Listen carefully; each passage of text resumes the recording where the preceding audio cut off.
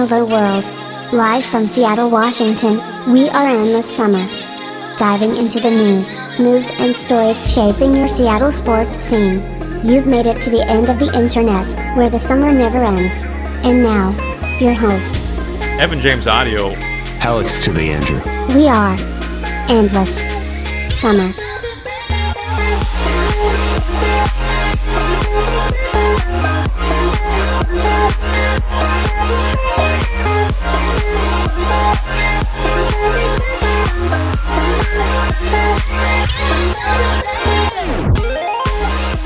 Hey, welcome to Endless Summer. My name's Alex. I'm joined with my co-host here, Evan.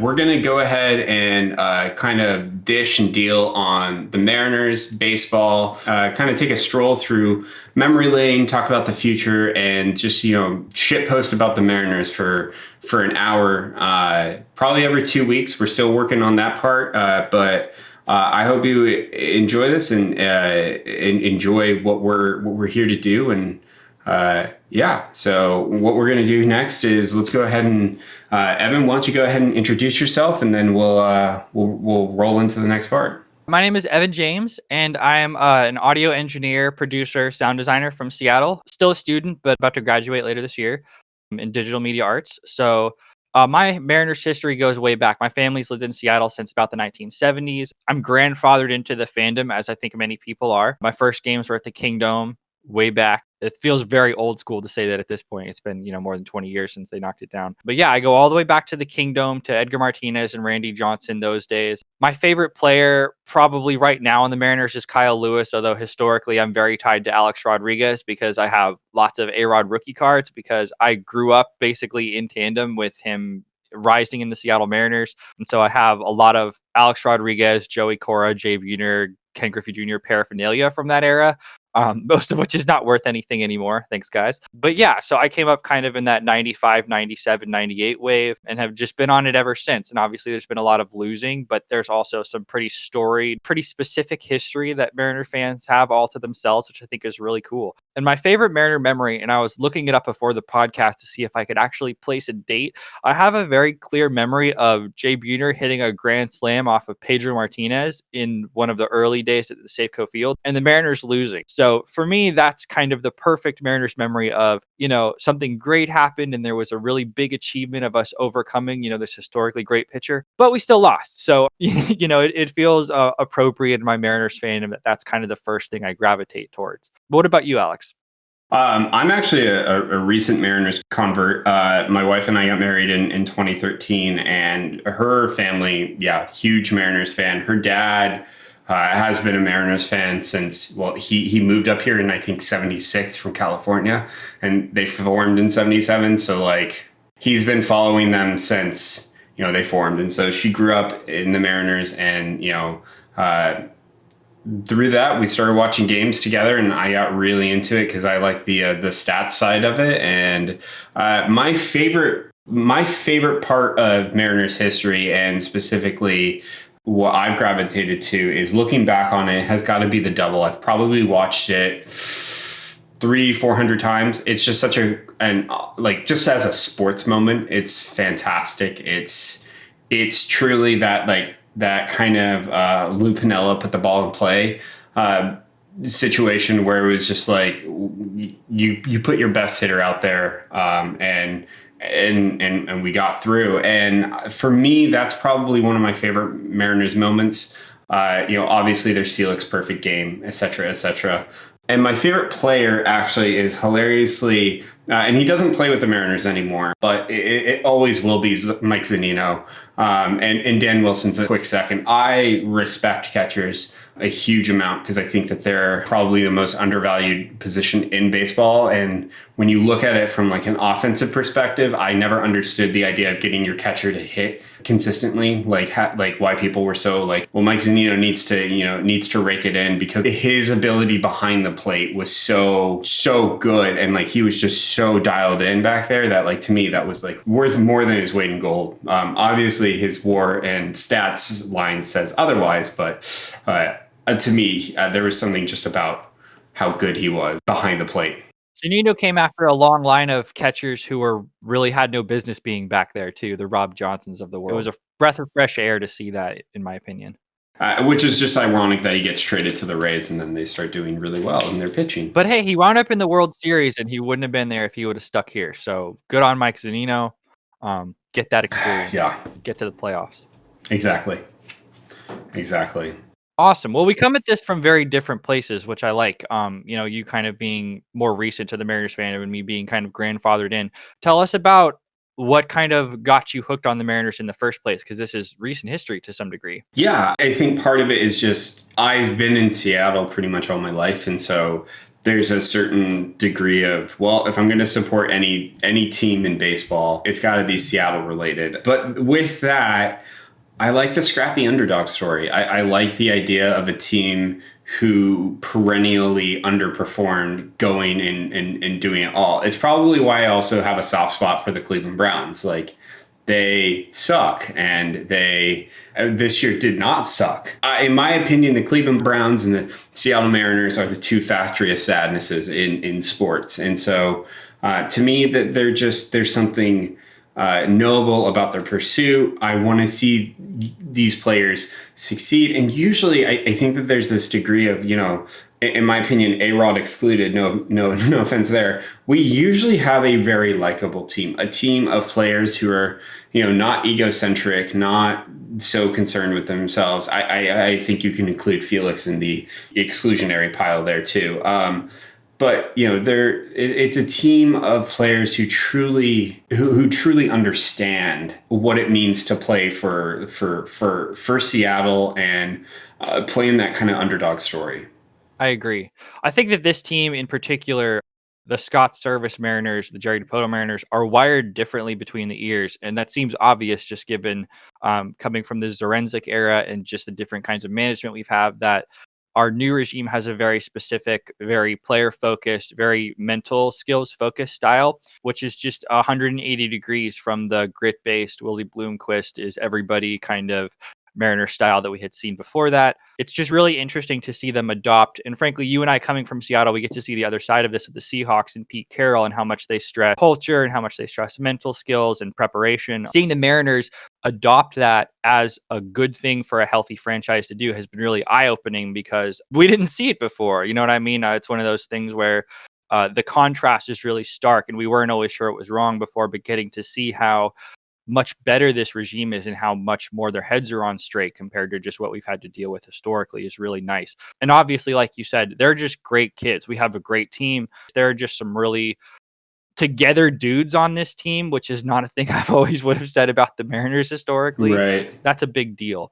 So let's talk a little bit about, I think the big question that hangs over this offseason and that really has hung over the last 2 years and kind of ties into all this is, so we're in year 6, I want to say, of the Dipoto regime. Which is just surprising because I swear to God, he got hired a year ago. Feels like it, doesn't it? Oh, man. Mm-hmm. But so he had kind of that split where the first 3 years, the expectation was the team is at least somewhere close enough to contention where we're going to add pieces. We're going to try and at least do a wild card thing, and they were unsuccessful in that. So we're really in year 3, year 4 of an actual rebuild. So where do you see this team as far as a competitive timeline goes based on the pieces on and off the field? You look at all our offensive players outside of pitching, and I think you say that we've got a potential wildcard team. That depends on how Kelenic performs, if he makes it up as well. I think we can do it. I think the issue that we ultimately have is what is our pitching and where does that put us? I think that we're looking at 2022, 2023 to be truly competitive. This year, any team that makes it into the postseason should be applauded, even if it's the Yankees and the Dodgers and the A's or the Houston Orange Cheaters, right? Like, I think any team that makes it in, just because of the uniqueness of 2020 and how that season was split in half. We were talking to the two of us to say, hey, what do we do with Shed Long, right? Second base. Like, what are we doing there?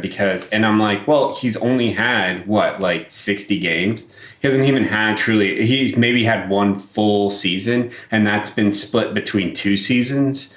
and a really weird training camp and no real AAA to even send him down to really get that right. So like there's this uniqueness there that I think that we can't necessarily, in my opinion, just leave and state like say like yes we should be there. I think given COVID and all that, I think you're looking at 2022, 2023, maybe as far out as 2024. But I think the pieces that we need are there. I think the only thing we're missing is pitching. And that's where, and a little of our catching. I don't even know who our current catcher is. And I think that that's a problem. And like I was saying, I think catchers are the most underrated part of a squad because they're like, for lack of a better term, they're your quarterback. They're your number 6 on a football pitch because they really boss the game. They're the ones who will, unless you're dealing with like a Verlander, a Scherzer or something, they're going to tell you what pitch to throw because they've done the scouting report. That pitcher is good at throwing those pitches. That catcher knows the pitches that batter is going to, right? And not to say that a pitcher doesn't know what they're doing or doesn't know their pitches. There's so much about what a catcher does, and finding that right catcher for our team, I think, is also paramount. Mm-hmm.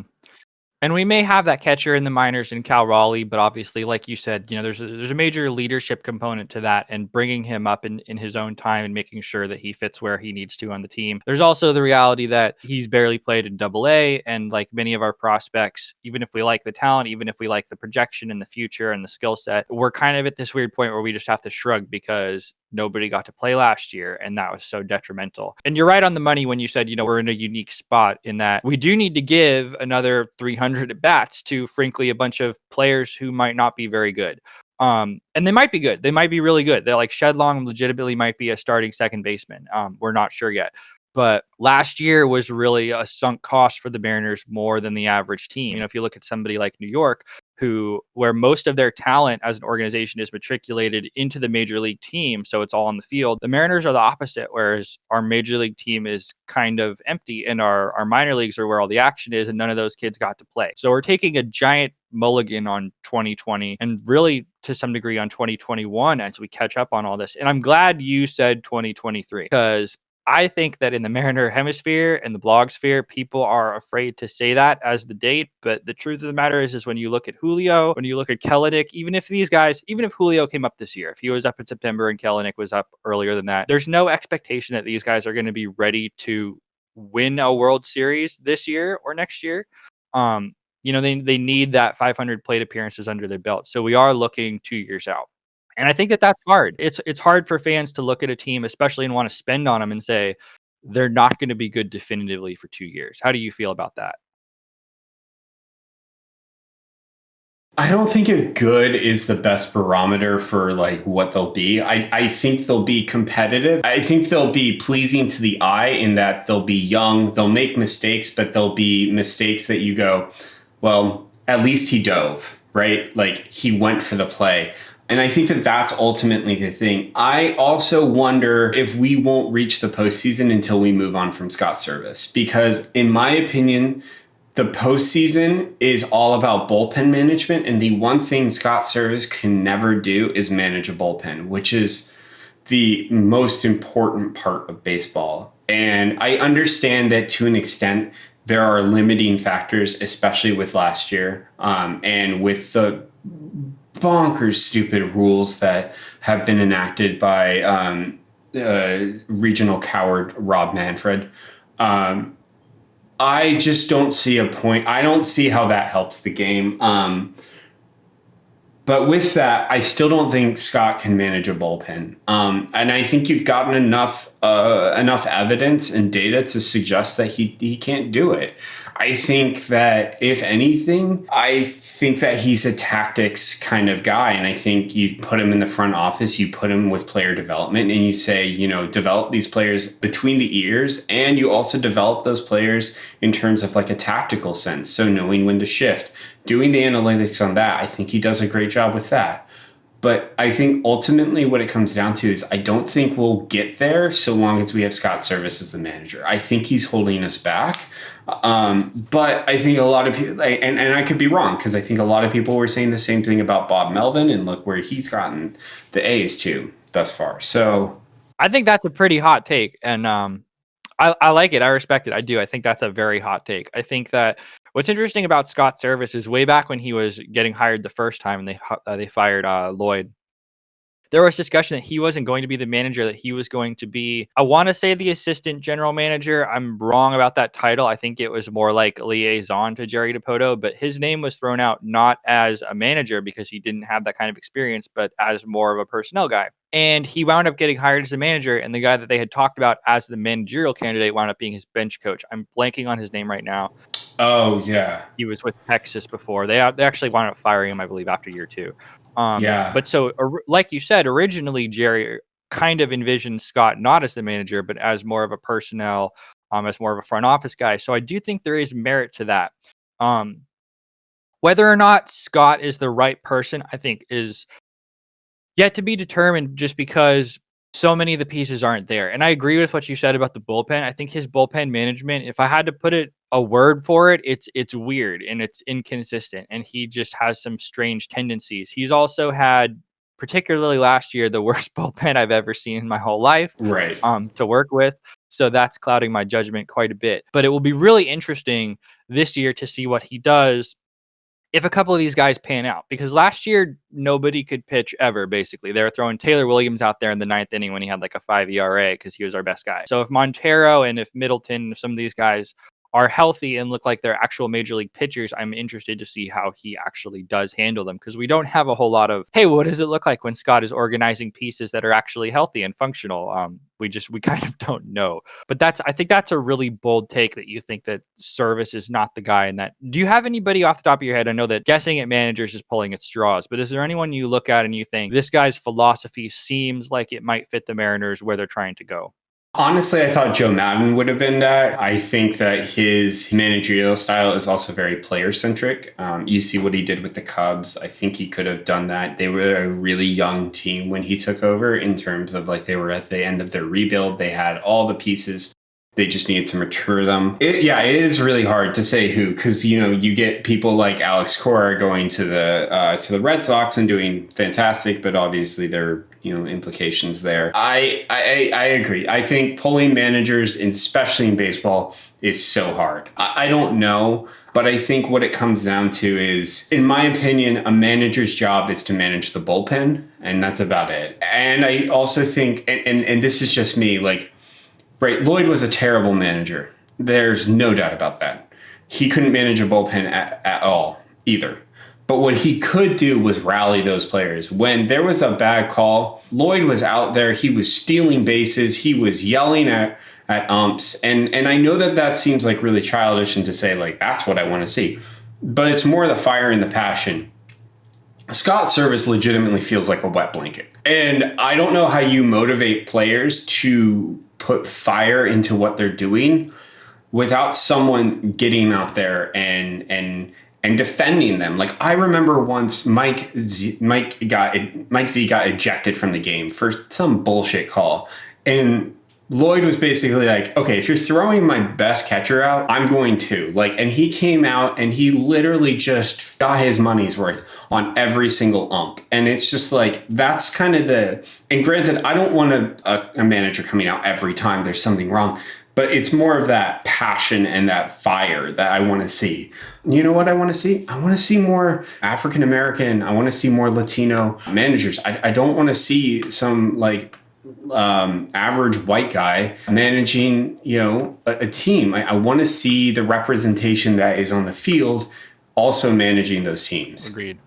And an interesting note on that is, I think the Mariners, specifically this year, and I mean like within the last month in particular, have made some personnel changes across all levels of the minor leagues, and have done some of that. They have brought in, I want to say they brought in a black coach for AA. I could be wrong about that. I'm going to be wrong about that and have to correct myself.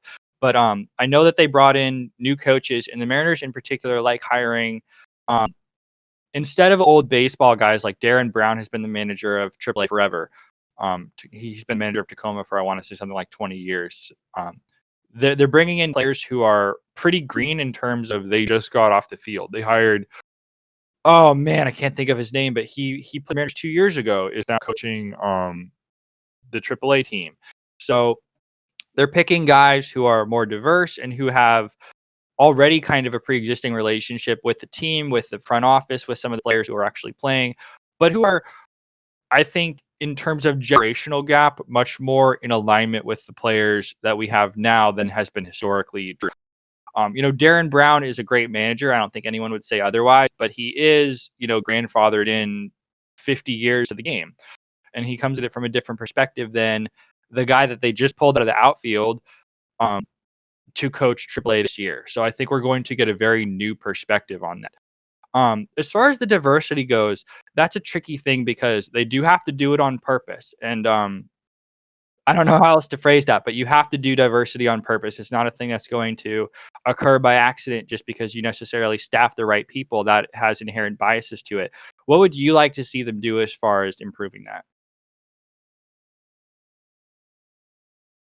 I think what I'd like to see is I'd like to see some more transparency in just their interview process and how they approach that, who they're looking for, the candidate pool that they're interviewing. I think one thing about the NFL is that you see, right, there are a lot of flaws with that league, but one thing you do see is that who's being interviewed for what coaching jobs, and obviously a lot of that comes through the grapevine, through leaks, through their press and stuff like that, but we really don't hear that too much with baseball. You just, they're the manager. Oh, well, I didn't know they were even interviewing. And granted, obviously it makes it a little more difficult, but ultimately that's kind of what I see is just, being more aware and communicating that out that you're trying. Mm-hmm. So. I think a better process, I think, is what you said, and that's, the transparency around the process is really important, but the process has to be good too. And I think we've seen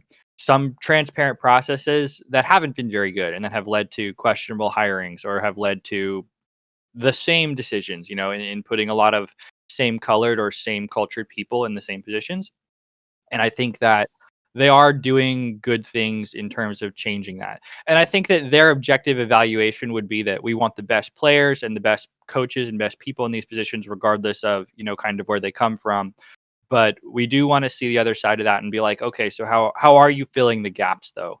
And I think the big one in particular with the Mariners that I don't want to broach this week just because it's a very large topic in and of itself would be the hiring of female employees and female coaching members, because that is something the team has basically not done at all that I would really like to see them do, and that baseball has been pretty slow about adopting in general, and I think is a problem. But we'll do a whole episode on that and what I think about that, and I'm sure you have tons of thoughts on that because it's a pretty big issue. Yeah, and when we do an episode on that, just so it's out there, we will be bringing in someone who's female to talk on that as well. I don't think we won't just have two cisgendered white men talk about that. yeah, that's stupid.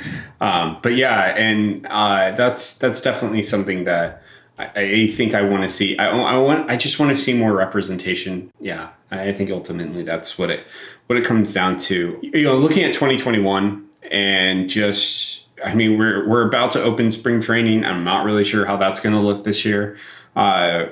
What is your biggest question you want the Mariners to answer in the first half of the season, and a subsequent question in the second half, and then a question for the year as a whole? Let's start at the beginning. So they need to figure out what on earth is going on with the minor leagues, because as I said, the Mariners have a concentration of talent which is in AA essentially. They're going to have Julio at AA this year. They're going to have Kelenic start at AA this year. They should have Gilbert start at AA this year. They're going to have Hancock end at AA this year in all likelihood.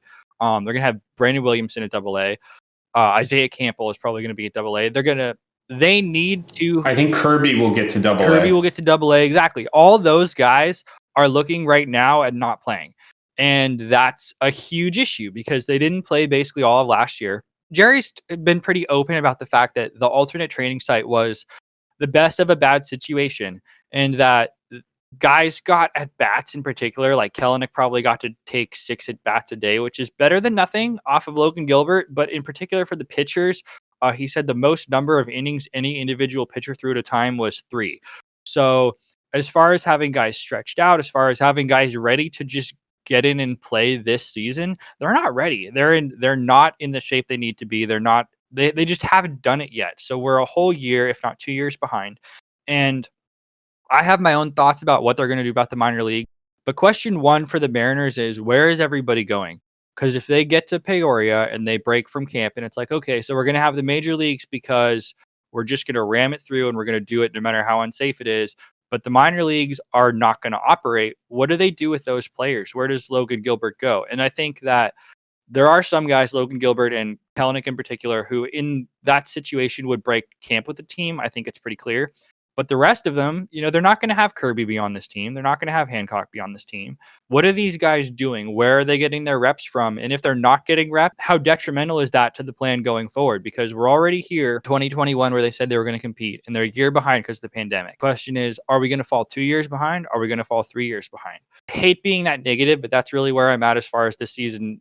Before spring training, the question is, what are we going to do with all these players who need to develop and aren't ready for the show? I don't think it's nearly as urgent what we do with the guys on the major league roster, because Evan White's going to play, Kyle Lewis is going to play, Marco Gonzalez is going to pitch. We're going to see them one way or the other, but figuring out what's going to happen with those guys who are really consequential and just aren't ready is everything. How do you see this? Honestly, that's the exact same question I have, is what are we doing with all this talent that's locked up in the lower rungs of the minors? My biggest concern is, and this is ultimately, I think what we were both saying is like, you could bring up a J-Rod, you could bring up a Kelenic. They may not rake in what they're expected to rake in, but ultimately they're still going to do something and they'll get those at bats. And, especially early in the year, pitchers aren't as warmed up. So it's a great time for them. And then maybe, when things start to get and those pitchers get more locked in, you send them down to the alternate training site and they live there. The pitchers are the hardest one, because if you bring up a George Kirby, right, this early and you send him out there, literally any major league player, even Zunino, would probably hit off him at this point. In situations like that, it's how do we progress these pitchers in such a way that gives them that kind of experience? And so my biggest concern is more of a directed form of yours, is what are you doing about making sure that these pitchers can develop in such a way that they're ready for game time? Big question that goes along with that is workload. This is unprecedented. We've never lost a season before where they played a bunch of games, but none of the minor leagues did at all. How much can these guys actually pitch without getting injured? And I've seen Jerry mention something around the 130 inning mark on his last little podcast. And I thought that was interesting because it's a specific number and it's pretty bold to go out there and say, hey, this guy threw 75 innings and he's going to double that next year. That's just kind of a big thing to say. But also because that's not very much. And if we're having 162, 154 games, whatever it is they're proposing, I think that they play at least 150 games. I think that that's likely. You're going to need like 9 starting pitchers to fill that gap. If your number one guy is only throwing 130 innings, if your number two guy is only throwing 120 innings, you know what I mean? There's a large innings gap to cover. And I don't know where it's coming from. And they're going to do some of that with the 6-man rotation. But we're still talking about a 6-man rotation of guys who might be throwing 4 innings for the first 2 months. You know what I mean? It's just, there are gaps getting from April to September in who's going to be on the field and who's going to be throwing those innings. And until we have some certainty of what that's going to look like, I think that we can't really expect that much from the team. And when I look at the projections and I see the Mariners projected as 78 win team, that's them saying that they think the pitching is going to be really bad, and that we're going to have LJ Newsome throw meaningful innings. And that's fine, but it's not ideal as far as us looking up. But let me ask you this question. So we both agree that the big issue is the pitching. It's getting those innings. It's getting the reps for these guys. Who do you think is going to come out of the woodwork to surprise and be really valuable for this team? I honestly, and we talked about this, but I do think Shed Long will step it up this year. I think he is. I think he has the potential to be at least maybe a 1 or 2 WAR player. I think he'll be solid in what we're looking for. My sports background is really around soccer. And ultimately, yes, I believe a player can change a team and change the dynamic of the team, but you can't have, people oh man, it would be so cool to have Messi, Ronaldo, and Xavi and like Iniesta and all these like world-class players on one team. And it's just like, yeah, that's great. But look at the Argentina national team. Like they perennially underperform. And that's simply because ultimately you can have a collection of superstars, but you need the ligaments between those like bones to actually do something. And that's why, Germany won so commandingly in 2014. That's why, France was so good in 2018. And like these legendary like national teams that have all these collective players, they have these, I would say, for lack of a better term, bang average players that kind of allow those more gifted players to move and do what they need to do. And I think the same is with baseball, is like you need one or two like lights out players. But ultimately you need everyone else to perform above what is like, wins above replacement. You need to perform at that level, at that baseline. And you want one or two, like 3 or 4 war players. You hope to God you find a Mike Trout, right? You hope to God you find someone who just like is lights out, like a Kyle Lewis seems to be. But ultimately it comes down to, we want to be able to develop these more midline players, and I think Shed Long is really going to be one of them. I think JP Crawford will take another step. My hope is that maybe someone comes out of the woodwork and really shows off in like kind of that AAA area, because I love Kyle Seager. Kyle Seager is getting old. We need another third baseman, and Kyle Seager is just so good at third baseman. I don't think people really get really understand how good he is and defensively solid he is. But that is just so important. And so trying to find someone else to, step in and take that. So, yeah. Let me ask you this question about Shed Long, because Shed Long is going to be your dude, because I have questions about Shed. He's not a guy I'm picking necessarily to break out this year. But Shed Long kind of, over the last 2 years where he's had plate appearances, has looked very different. And I understand that he was injured. He had the stress compound fracture or whatever of his shin last year, so we'll kind of throw that out. But in 2019, when Shed got relatively limited at bats, he had about a 120 OPS, or excuse me, WRC plus, and he hit like 295. He had a pretty high average, and he didn't have much power, but he looked like a kind of realistic leadoff hitter. And I was really surprised because it was so different from not only what I expected from him, but kind of from his profile in the minor leagues. I didn't have him pegged as a high average, on base percentage, kind of low power guy. I had him as something else entirely. What do you kind of see his final form as? Because I have a hard time looking at him and saying, I see this dude, with this specific set of skills as the end game. Where do you see him? I don't know if he's a necessarily leadoff or number 9. I wonder if he's more of a number 2, number 3 hitter who will move a player forward, because I think he can put the ball in play. The question is, can he get that ball outside of someone's glove, right? I think he has the potential to, and that's what we'll find out this season. What I'd love to see more from him is I'd love to see him draw more walks. I think ultimately, for me, on base percentage matters more than hitting when you talk about the early or the late hitters. More the middle of your lineup, I want to see that more aggressive swing of the bat, that more aggressive style of hitting. So, but I see him as a 2-1-2, maybe 8-9. Interesting. I like the idea of him succeeding at the number 2 spot. I think that might be asking a lot of him this year, but if he settled in and he was a number 2 hitter for any amount of time, any even full season for this team, I would say that's a really big win. Just based on his pedigree, I think that's a big deal. Do you mind if I give you my dark horse? Because I think it's kind of an interesting pick, and I don't think a lot of other people are going to talk about it. Chris Flexen. And here's the deal: Jerry Dipoto went out this offseason and he bought a pitcher basically before anybody else did, and he always does this almost every year. He is one of the first general managers to sign a player. And my impression with that is he sees a guy he likes and he signs them. This isn't a waiting for the market to kind of come to him. In particular, when it came to Keenan Middleton, Montero, and Flexen this year, I think he wanted those guys, and there was something in their profile that he said, hey, those guys work with what we're trying to do. Chris Flexen threw more innings than any other pitcher on the planet last year. And we talk about, guys, Marco only threw 130 innings. We talk about, some of these pitchers coming up and only having half a year. Chris Flexen, if we look back on this, Chris Flexen might be the only guy who throws over 150 innings.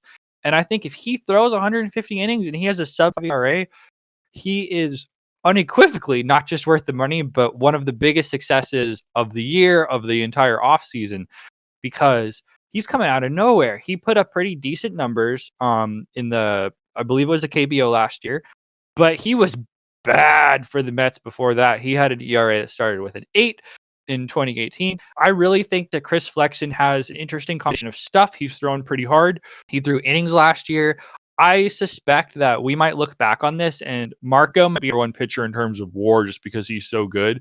But I think that you could see Flexen really challenge for one spot purely based on a combination of performance and longevity. Because if he's going to throw 50 more innings than the next closest person, he's going to have a real shot at being the best pitcher on our staff. Wow, yeah, you're right. Actually, okay, so I'm looking at the stats on Baseball Reference right now, and the biggest thing here is that, okay, so with the Mets, when he was with the Mets, yeah, he was not great. But one thing is that he had a 2, his whip was a 2, which is just not swell. But even when he went down to AAA, while his ERA was elevated at a 4.69, his whip, he cut like pretty much like 50 points off. It went from 2.04 to 1.46. And that's a pretty substantial cut, just if you're thinking about. And then going to when he played in the KBO last year, he recorded a total ERA of 3, which is just great for a season. Let's see. And he pitched 21 games, 116 innings. He gave up 97 hits, 43 runs. Yeah, that's not bad. And he had a whip of just over 1, which is what you want. You expect your starting pitcher to let people on. You're not going to have a Scherzer or a Verlander for every single. As much as that's my MLB The Show team. Every single pitcher on that team is lights out. But I mean that's because I'm gaming the system there. But yeah, I think that this is an interesting situation. And also, I mean, like, one of the things that's hard to tell about, when you look at AAA is that his win percentage and his ERA. Well, I mean, if he's dealing with someone who's rehabbing from, the majors, they're coming back, they may be doing really well or they may be doing really poorly. Someone may be that weird situation where they're way too good for AAA, but just not good enough for the majors. So like they're going to come down and rake. But ultimately to see him perform like that, and the KBO is a competitive league and they have good players there. So I can see some great things. This is either going to go so well or so bad. Right? No, it's if he flops and he just barely pitches at all and he's bad, I'm going to look so stupid. But there is a possibility based on his profile that he is at best reliever and he's not even as good as Dick Bargavicius. So I'm caveating what I'm saying when I say that I think Chris Flexen is going to be good this year. But I like his profile. I like that the Mariners seem to have taken interest in him after he seemingly put on some exit or some velocity on his fastball. And the Mariners, this is the key for anyone watching this who doesn't know. The key to understanding the Mariners as they scout players in the short term is they like changes in profile. They go draft, sign, whatever players who were bad, but apparently have made some kind of real, calculable, it's showing up on paper in the stats change that they think they can stick with. And there are numerous examples of this. And one of them is Chris Flexen, who put on some, fastball velocity. A couple of years ago, who am I thinking of? Dom Thompson Williams, who they got from the Yankees. They liked him because he made a swing change and additional loft on the ball and was putting the ball in the air 20% more. So when you're looking at when they do trades, when they acquire prospects, and the numbers are kind of underwhelming, and you're like, hey, why is this guy kind of bad? There's probably something in the immediate that has changed that they no longer see that as the true talent level of the player. Oh, the big one I was thinking of, obviously, is Zach DeLoach, who they just drafted this past year, whose numbers were pedestrian in college and then went to the Summer League, went with Cape Cod League, and batted like 500. So they're weighing that short-term immediate performance over the history of them being less good. And so the secret on looking, hey, What do the Mariners see is what did these guys just do? Because they kind of are invested in very short-term performance. And I think that is different than a lot of teams. There are a lot of teams who do not operate that way and are more skeptical of short performance changes. It hasn't worked out, frankly, in all cases. There are, I said Dom Thompson Williams. He had a good year and got traded to the Mariners and had a bad year and basically hasn't played since. So there are both sides of this where it has worked out well, where it hasn't worked out well. But I think that is a core tenet of the Mariners organizational philosophy is who is this guy today versus who has he been in the past. And they also believe they have one of the best prospect development systems in the game and that they can improve guys, right? That's what we want. If you're looking at the Mariners history saying, why have they been bad? It's because their prospect development system has taken good talent and made it worse. And if you're looking at it today, I feel confident saying they are taking middle talent and improving it at least slightly. Would you agree with that? Yeah, I think so. They're not looking to swing for the fences. Obviously, they've drafted a Kyle Lewis. They knew that Kyle Lewis had that potential, right? So, like, if you have the option to draft someone like that, go for it, right? And for every Kyle Lewis, there's like 1,000 Dustin Ackley's, right? Why do you have to say that, man?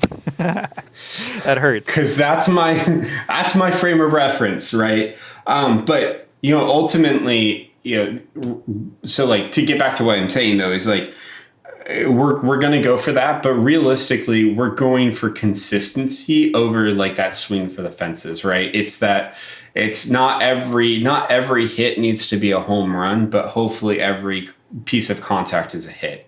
Yes, better contact, better control of the zone. And the Mariners say all the time, swing decisions. I think in layman's terms, that means not striking out at bad pitches. Yeah. Ultimately, and that's, I think that's what frustrated so many people about Mike Zunino is that it wasn't that he couldn't hit, because the dude almost hit like eight of his home runs out of Safeco, which is, I'm sorry, T-Mobile Park, out of the stadium, which is insane because we don't have a hitter-friendly park. Right. We never have. And so to be like, yes, no, he's going to launch it outside of the park. Almost like dude had power. Dude had the ability to make contact. Dude swung at some of the worst pitches I've ever seen. Like, I was just like, why did you swing at that? I knew that was going to be bad. And granted, like, obviously, looking at the math and the physics of it, like, you have about 0.2 of a second to make a decision to swing or not swing. So I'll step back and say, hey, I'm an armchair analyst. I don't know what it's like to play at that level. I never will. I never have. But from a statistical perspective, if you see the ball is heading towards the dirt, maybe don't swing at it. Like, not even making it to the plate. I mean, just hitting the dirt in front. I swear to God, I saw him swing at something like that. And I was like, the hell are you doing, child? And so, it's situations like that where I go, well, okay, I get it. Ultimately, what we want is consistency over excellence. Agreed. And I think we want, in terms of consistency, we want to see guys who otherwise might not have a major league career be okay with the Mariners. And I think that the ultimate health of an organization isn't in necessarily what you do with the top prospects. I think that Jared Kinnick is going to be fine. I think it's very unlikely that where the Mariners do screw him up so horribly that he's going to get to the majors and not going to see any success. Like, that's just it's very unlikely. But what is more likely is that somebody like Shed Long, who is kind of an in-between prospect, struggles a lot and doesn't make it. If the Mariners are turning Shed Longs, Dylan Moores into players, that's a healthy franchise. That's a franchise that is doing the right things to develop players. On that note, because we're running out of time here, but on that note, we have about 10 more minutes. I want to talk about somebody who I'm very enthusiastic about, and I know you are as well. He is a reigning AL Rookie of the Year, Mr. Kyle Alexander Lewis. Let's talk about him, because if we're talking about the Mariners development system, he's a big win. And I think when I'm looking at the projections for next year, they basically have him as replacement level. I want to say Grass had him at 0.1 WAR, which is just slanderous. And I get why. I get why they're looking at him and they say, okay, he has below average defense. He kind of fell off at the second half of the year. But I did some quick math here. Let me pull this up. Kyle Lewis had 1.6 WAR in 58 games in 2020. That translates to about 4.5 WAR over 162 games. I don't think it's unrealistic to expect that he puts up 4 WAR next year. I think that that's high. That's a high number. That would be him playing really well all year. But that's not out of proportion with how he just played over a 200 game Yeah, sample. I would put him more at like a 2-3 WAR player this year, not a 4. I think he still needs that full year. But I think when it comes to development, I think the number one thing that needs to be praised here is that it's not just development, it's development after a major injury, because he obliterated his ACL or MCL or one of the CLs in his knee. When he came back, so many times we see in sports, that is a hard injury to come back from. And to see him come back and excel in the way that he has, and yes, he fell off, and yes, he kind of slumped in the end, and his defense could be improved, sure, okay. But ultimately, I think that he is far and away one of the best players that we've seen come through the farm system. I think he's going to take time to improve. I think one of the things that I would like to see is Dipoto sign more of a veteran center fielder. I know it sounds really bad, but bench warm. Basically be hey, this is what we would do in this situation. This is how you read, because ultimately I think he's a center fielder. I think a couple times he got stuck in left field last year, and that's just like no man's land. No one goes there. You put Nori Aoki out there and hope to God no one hits to him so he can airmail balls back. Ultimately, I think that that's also going to affect it, because the amount of, when you put someone in center or right field, they have so much ground to cover, and they're covering. When you put someone in left field, especially someone you expect to develop and progress, the issue is that they don't really have that option. And so, they sit there, rarely get a ball hit to them in such a way that they would have to react in that. So I think putting someone that you expect to see progress in left field doesn't really help. My hope is to see him being played in center field, or in days where he's not, he's DHing just to get those at-bats. And that we have someone who's more of a senior, seasoned player that can sit there and speak directly to the things that he needs to improve on, to watch his game, to help him improve. That's not just a coach. That's another player. Those are the kind of things I want to see for him. But I think the sky's the limit for Kyle Lewis. I really do. I think he's going to be fantastic. I think he's going to really excel this year, but I don't think we're going to quite see him as a 4 WAR player. I think max is going to be 3. I think you'll see him range between 2 and 3 though. I think that's a really good prediction. And 4 WAR is a lot. For those who don't understand what that's worth, that is 4 WAR would put him in like the 8th percentile as far as company in baseball. There just aren't that many players worth 4 WAR. That would be a really, really exceptional leap for his second year. But I think that you said something interesting. 2 things. One is that you'd like him to have that veteran presence. I'd love for that guy to be Mitch Haniger. And I think that there's a little bit of an issue there, which is that Mitch Haniger, Taylor Trammell, Julio Rodriguez and Jared are all really right fielders. If we had to actually pick a spot for them to stay, regardless of the roster around them, based on defensive abilities, those are all right fielders. None of them are so elite at defense that you would love them in center field long term. I think that long term they're probably going to put Julio, they're going to put Jared right, and they're going to leave Kyle in center. Whether or not that's the best alignment, I can't say. But I think that would be a decidedly above average, but not elite defensive outfield. So there are some questions about kind of where they can improve there. But I think that 3 WAR for Kyle Lewis is a good, safe bet. And I think what I would like to see as far as him reaching that is less of this, long term. Because he was so good over those first 30 games. He was a 165 WRC plus is kind of insane for somebody who has this level of experience. Jerry Dipoto said he was on a 10 WAR pace, which was really only true for 48 hours, but was still true for a small. They were great 48 hours. It was incredible, man. I loved it. But I think if he settles in as a 4 WAR player kind of peak, or if he could even go higher than that, that is truly exceptional. And what's beautiful about where the Mariners are is they kind of started moving on like they weren't expecting to get much from him. I know for a fact, based on a person who works with the Mariners, that they tried to shop him not last offseason, but 2 off seasons ago. Really just trying to cash in on that prospect pedigree, the cachet of the first round pick, because they weren't entirely sure what he was going to look like coming back from injury. Obviously glad they didn't, because he's rookie of the year and we could really really use more players that are kind of on his timeline. But I think that when I'm looking at the Mariners and the projections for this year and kind of how I expect the team to go, I think they go as Kyle Lewis goes. And when I see that basically replacement level projection, I want to see him blow that out of the water and just having no question that he is the real deal. And I think he can. And if I'm planting my flag on one player that's not Flexen this year, to really overperform, I think that Kyle Lewis is going to surprise people being the legit player, the legit 5-tool prospect that we all thought he could be. Do you know who I'd actually love to see come through and be a part of our team? And I don't know where he is Kevin Pillar, because I'd love him to be the center fielder that we get Kyle Lewis to really learn from, because he's legendary. He was so good with the Blue Jays. He's just so good at what he does. And I think ultimately I would love to see him back.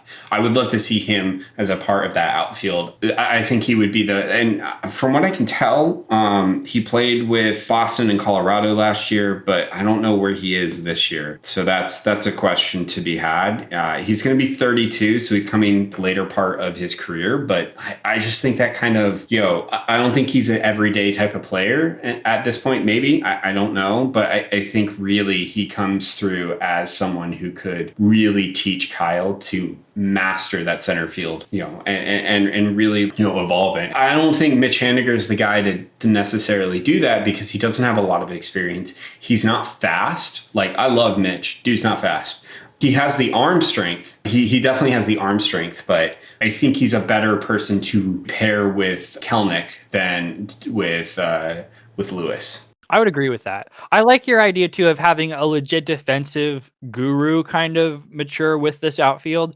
I really do like that, because we have a guy in Braden Bishop who is arguably a top 5 center fielder in the game, but he's he's so green. He's not really in a position to have any veteran leadership or to coach any of the other players. So I really do like that suggestion that they go get someone of cachet, to kind of be the leader in this outfield other than Mitch Haniger. I think that's very wise. That's a very good thing to throw out there. Whether or not they do that, it kind of sounds like no. I think that's smart. I would love to see them get like a Kiermaier, something like that, a true defensive gem, somebody who's just out of this world who can kind of show them a thing or two. But I kind of doubt it for whatever reason. I think that this is a great first episode. It adds a lot of, answers a lot of questions that we have. So I think this is a good time to wrap. I think we, what next week? And hold on, I'm doing the administrative thing. So I think spring training catchers pitchers report around the 18th or 19th, maybe the 17th. So I think the 20th will be a great time for us to meet and have that second conversation. We are still working out on when we want to actually publish this. You'll know as soon as this goes up. I do hope that you'll come back and join us for episode 2 of Endless Summer, Seattle Mariners podcast. And I thank you for tuning in. Yeah, thanks for showing up. Welcome and happy to have you here for the first time. Follow us both on Twitter, where we shitpost and are a lot funnier than anyone wants to give us credit for, I assure you. And really, really scathing Marin takes that you just definitely don't want to miss. So yeah, take a look at us on social media. We'll be back with an episode here in a couple weeks. Go Mariners. Go Mariners.